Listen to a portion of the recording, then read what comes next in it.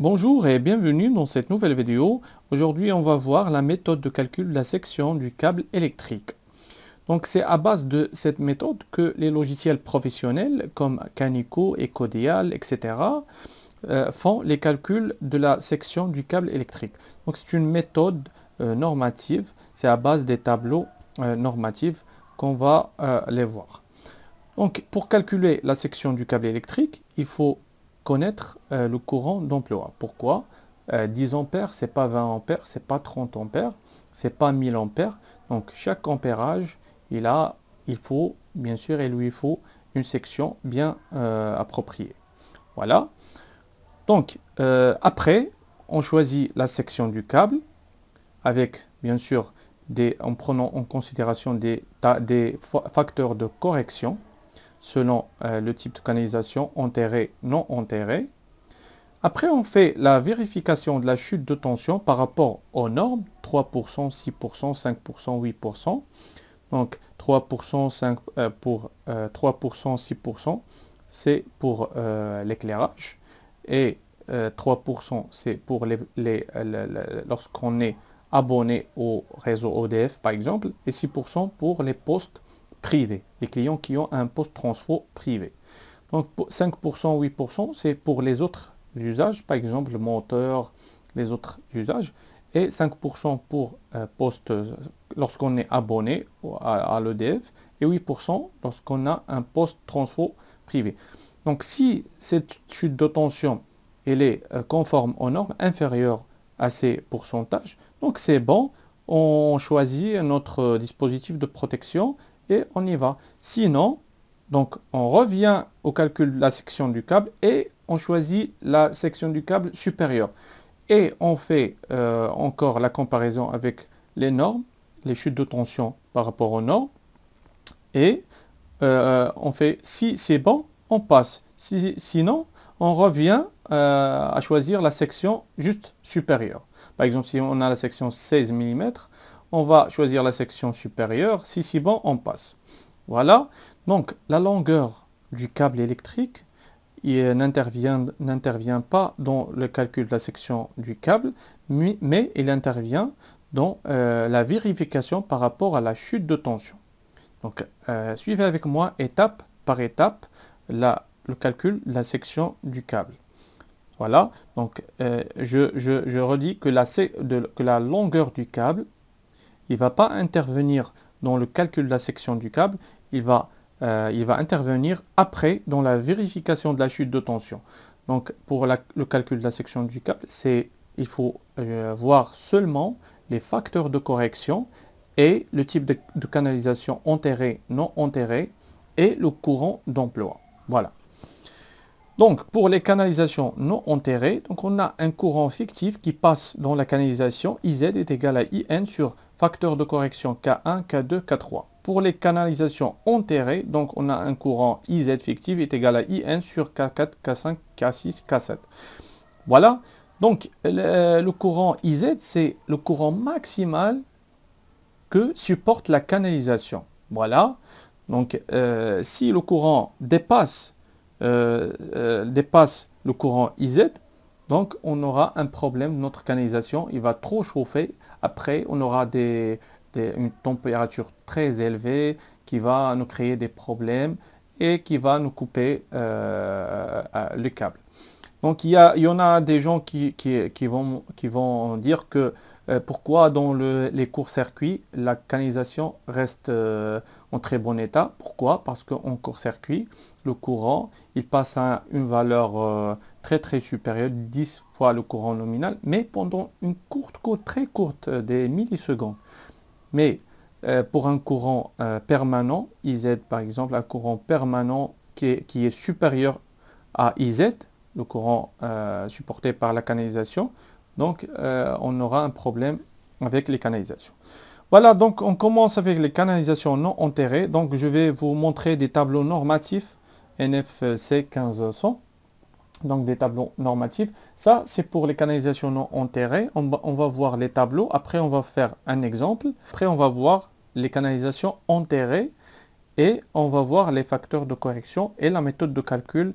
Et bien sûr, on va vérifier par rapport à la chute de tension. Donc ça, c'est K1. Donc si on a par exemple la lettre de sélection B, par exemple, et les câbles multiconducteurs, donc on va choisir K1 est égal à 0,90. Voilà. Le facteur de correction K2, c'est selon bien sûr la lettre de sélection et le nombre de circuits au câble. Par exemple, si on a un câble multiconducteur, 3 par exemple, 3 câbles, 3 circuits. Donc avec la lettre B, par exemple, on va choisir 0,70. Voilà. K3, donc c'est selon la température extérieure qui est par exemple 30 degrés. Voilà. Donc si on a un type de câble polyéthylène réticulé PR avec une température 30 degrés, donc on aura un coefficient, un facteur de correction 1. Voilà. À la fin, donc si on a les valeurs de K1, K2, K3, les trois facteurs de correction, donc IZ est égal à IN, le courant nominal, sur K1 fois K2 fois K3.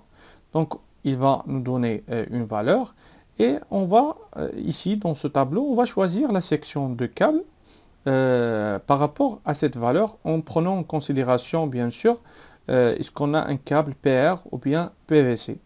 Voilà, si on a par exemple un câble triphasé PR, donc on a le PR3 par exemple, et le facteur le IZ, le courant effectif est égal à par exemple 76. Donc automatiquement, il y a 75 dans le tableau, on va partir à 100 et on va choisir la section automatiquement de 16 mm. Voilà, en cuivre bien sûr. Et on va chercher le 97 qui est 25 mm en aluminium. Voilà, ça c'est les facteurs de correction. On va maintenant faire un exemple pour la canalisation non enterrée. Donc un câble, ça c'est l'exercice, un câble PR, polyéthylène réticulé, triphasé, est tiré sur un chemin de câble perforé jointivement avec 3 autres circuits constitués de... Donc là, je vais donner des trucs très essentiels. Donc chaque terme, il signifie quelque chose. Donc par exemple, PR, triphasé. Donc là, il est significatif. Donc pour les facteurs de correction, par exemple, le nombre de circuits jointifs, c'est 3. Le PR, le triphasé. Donc il faut faire très attention dans l'énoncé, par exemple, des exercices. Donc un câble triphasé, un circuit, 3 câbles unipolaires, 6 câbles unipolaires. Ce dernier est constitué de 2 conducteurs par phase. Voilà. Donc on aura 5 groupements triphasés. Donc on aura au total 5 circuits. Pourquoi? Le premier circuit c'est un câble triphasé, le deuxième circuit c'est le 3 câbles unipolaires. Et le dernier circuit, c'est 6 câbles unipolaires. Ça veut dire chaque phase, elle est composée de 2 câbles unipolaires.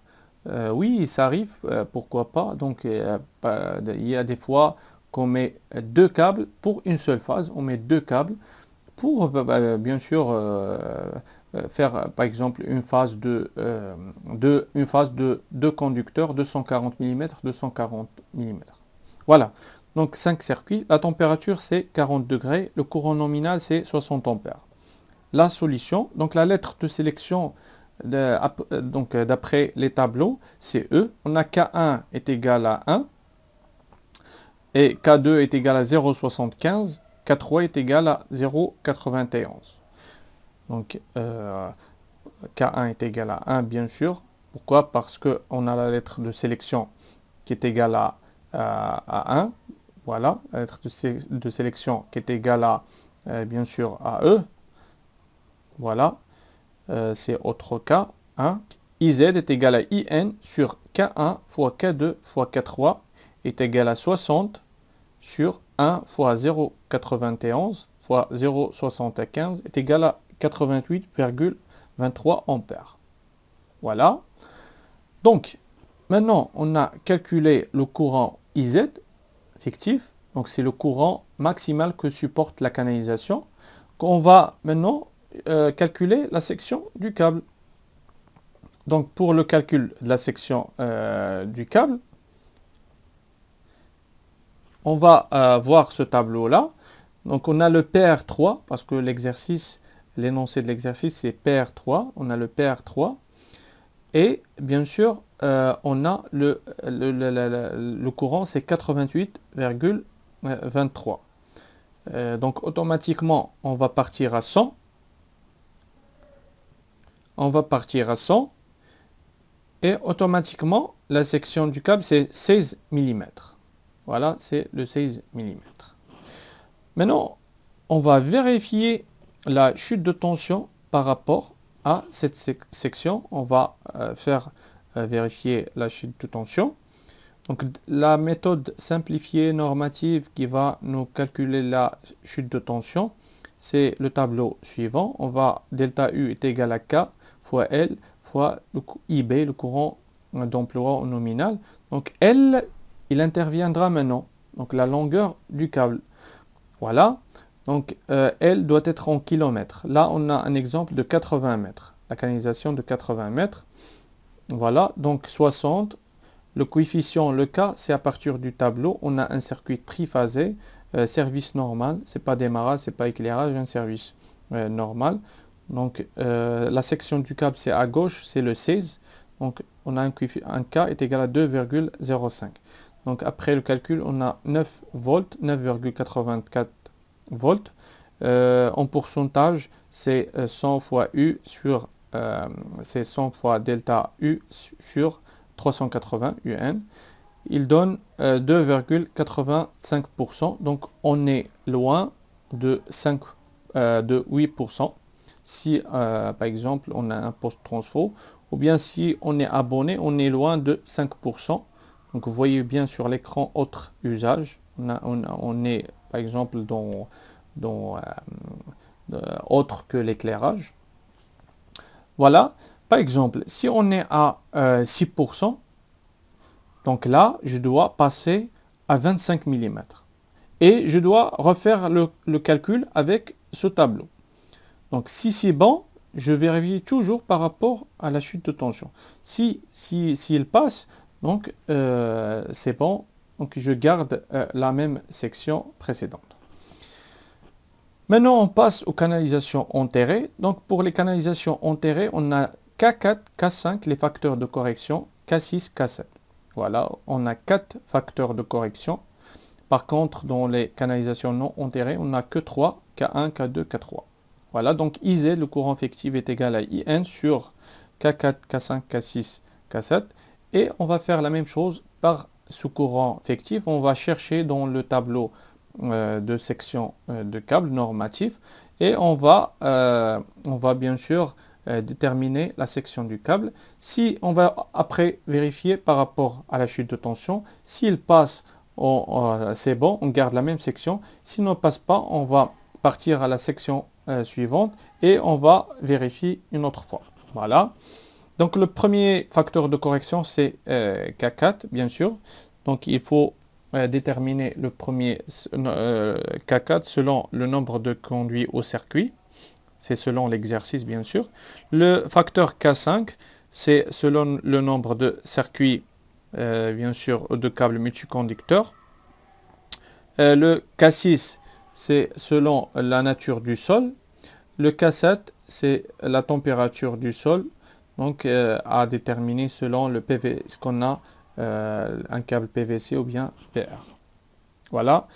Si on a tous ces paramètres des facteurs de correction, donc on va faire la formule IZ est égal à IN sur K4, K5, K6, K7 et on va déterminer la valeur de la section du câble à partir de ce tableau pour les canalisations enterrées normatives. Donc il y a un tableau pour les canalisations enterrées et un tableau pour les canalisations non enterrées. Il ne faut pas mélanger entre les deux.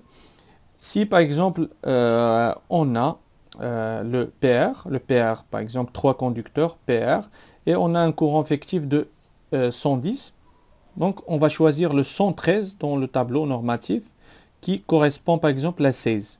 Ou bien si on a un courant effectif de 300, Donc on va choisir le 301 qui correspond à 95 mm en cuivre et une autre section en aluminium. On va vérifier par rapport à la chute de tension avec la formule et le tableau de calcul de la chute de tension. Donc là, c'est le tableau pour déterminer K. Et là, c'est pour la formule delta U est égal à K fois L fois IP.